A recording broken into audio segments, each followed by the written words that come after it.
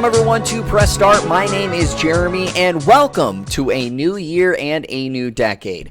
So I had actually planned and shot a video to release a while ago, but then I got sick and never got around to editing it, and now that jam pack is old news. So I thought, what better way to kick off 2020 on the channel than a video looking at my top 5 most anticipated games for 2020. So, of course, this is games that I'm most excited for in the year and why, and we'll also be including games that are at least anticipated in 2020. So even if it doesn't have an official release date yet, as long as it is planned to be in 2020 or expected to be in 2020, I'm going to include it. But before I get to the video, if this is your first time to the channel or you're returning back for another video, be sure to hit the subscribe button to be notified of future videos. And if you like what I'm doing, give this video a thumbs up, leave a comment below, and share this with your friends. All of this will really help me continue making new content for you guys and potentially expand on what I can make for the video. So let's get started. There we go. Number 1 is the Dark Pictures Anthology, Little Hope. If you've been around on this channel for a while, and I do mean a while, you know I loved my playthrough of Until Dawn. I really enjoyed that game, so much so that I recommended it to my wife, who was my girlfriend at the time. She ended up loving that game as well, so that made us really excited when Man of Medan was announced, and we didn't get it, though, at the release date. We kind of held off on it, but we recently got it on Black Friday from Best Buy when it was $15, and we've been streaming our playthrough of the game over on my Twitch channel, and so far, we love it. Now, there are some wonky controls that are annoying, way wonkier than Until Dawn, but it doesn't take away from how much we really enjoy the story, the gameplay that's going on, and just the overall suspense that's happening in the game. So knowing that a second part of the anthology could be releasing in 2020 has us both really excited for it and looking forward to it. And this time we actually may pick it up right as it's released. Now, if you like any kind of horror or suspenseful games, as well as games where your actions or choices really impact the overall story that goes on, I'd highly recommend playing any of the previous games made by Supermassive Games. If you'd like to check out Man of Medan, though, you can head over to my Twitch channel and check out our past streams. Those videos are still there, and we haven't finished the game yet, so we plan to continue streaming it, and if you want to watch the ending of it, be sure to follow that page over there and possibly subscribe over there too. It'd really help a friend out. Number 2 is Granblue Fantasy Versus. I've mentioned before I love fighting games even though I'm not great at them. I'm actually pretty bad. But I've also mentioned on previous Jam Pack videos how excited I am for this game.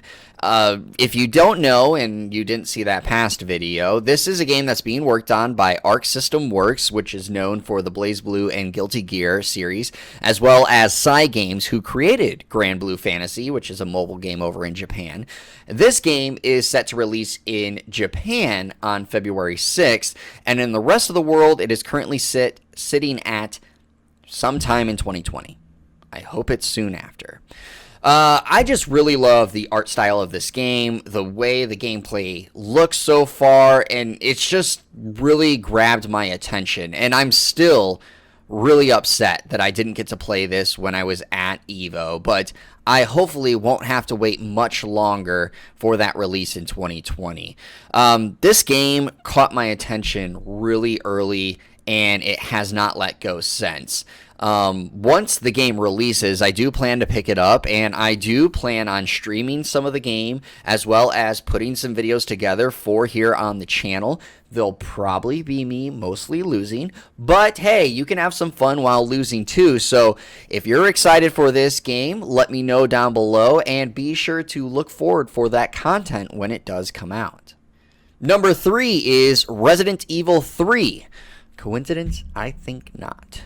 This game gave me nightmares as a child, and yet I still loved it. I would always put the game in my PlayStation, play it all day long, go to sleep, get a nightmare, and then do it all over again the next day. My parents actually got so annoyed by me getting nightmares. They took this game and Resident Evil 2 away from me so many times. Yet I didn't care, because as soon as I would get the game back, I loved it so much, I would just put it back in and do it all over again. So to hear that this game is going to be getting a remake similar to that, like the remaster of Resident Evil 2, which, by the way, if you haven't played, is phenomenal, I went bonkers. Now, if you don't know, if you've never heard of this game or never played it on the PlayStation, you will fill the shoes of STARS member Jill Valentine, one of video games' most iconic heroines, in my opinion at least, and she's fleeing Raccoon City, which is being consumed by zombies and other creatures. And in this game, there's another iconic character that will be breathing down your neck at all your turns, most of them at least. So be prepared for running a lot and praying that you survive. Now, it's also been revealed, if you didn't hear, that Project Resistance, the multiplayer game developed by Neoboards Entertainment, is now titled Resident Evil Resistance, and it will be the multiplayer aspect for RE3. And I just hope that this whole game, including that multiplayer, because I am actually excited now that it is not a side game for it, can at least be of similar quality to the Resident Evil 2 remake. If it is close or even the same, I do feel this game will be a masterpiece and pushing for Game of the Year at the end of the year awards. Number 4, how could I not put it on here? The Last of Us 2. I mean, this is a game that's been anticipated for a long time, basically since the first players reached the end of The Last of Us 1. That game is so great. In my opinion, it hits everything that you want to accomplish when developing a game right on the head. Now getting a chance to see what else is going on in the world and having an even darker tone, sign me up. I will say, if you didn't play the first one, the game can be fairly difficult for those who are not great shooters or just, in general, not very good at certain video games. So for those people who maybe are excited for the game, I will say I hope that they do put in some sort of easy mode just for them, so that way they can at least get through the gameplay and just experience the story, because the story is so good. But I hope, for my sake, that it continues to be the same difficulty for The Last of Us 1. That game really, again, blew me away, and I just can't wait to experience what has happened in the last 5 years from the end of The Last of Us 1. And, for me, it's really surprising, because that game blew me away, and I headed into it not expecting much. I actually didn't even want to play it. But I was told by so many people, you have to play it, you have to play it. So I finally went to my local GameStop and I found a used copy, so I bought it. This was, of course, the PlayStation 4 remaster of it, or the upscaling of it. And man, do I not regret getting that game. One downside for The Last of Us Part 2 is that it won't have multiplayer, which was scrapped for the game just to, of course, focus on the story development. Now, for myself, I didn't play the multiplayer. I did watch a lot of other people play it, and that actually really interested me. Just never myself ended up playing it. So I do hope that the game is patched later with a multiplayer component to it, or that multiplayer is sold at like $20 later on. I wouldn't mind picking that up. But yeah, this year, May 29th, 2020, cannot come soon enough. And finally, at number 5, probably no surprise to you who know me well, is Final Fantasy VII Remake. I am a huge Final Fantasy fan. I have been hooked ever since I was little, and the first Final Fantasy that I ever played at my time, which was actually Final Fantasy VII. Now, I will tell you, if you don't know, that is not my favorite Final Fantasy. It's wouldn't really be in my top 5, maybe? Might be. My favorite is actually Final Fantasy VIII. But I just in general cannot get enough Final Fantasy. I've played nearly every Final Fantasy except for some of the spin-offs, and I even attended the Distant Worlds concert for my birthday last year. Like I said, I'm a huge fan. It's actually my favorite video game series, in fact. So I was so hyped when I heard the announcement in 2015. I nearly screamed when I watched it on E3. Fast forward a few years, and the game ended up becoming somewhat of a joke to me that I thought this game would never release. It was one of those where whenever a release date was rumored, I would just be like, yeah, okay, whatever. I'll believe it when I see it.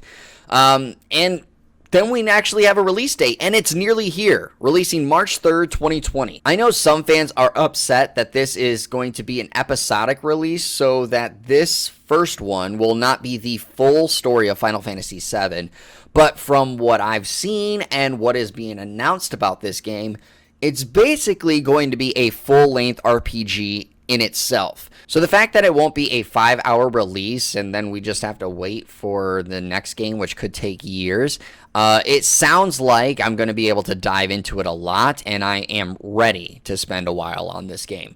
Expect me to talk about it on this channel a lot when it releases, and who knows? Maybe I'll even stream my playthrough and make it a series on the channel. Now to our featured comment, and it goes to the Hatsuma, who commented on the Jam-Pack video about Google's hires.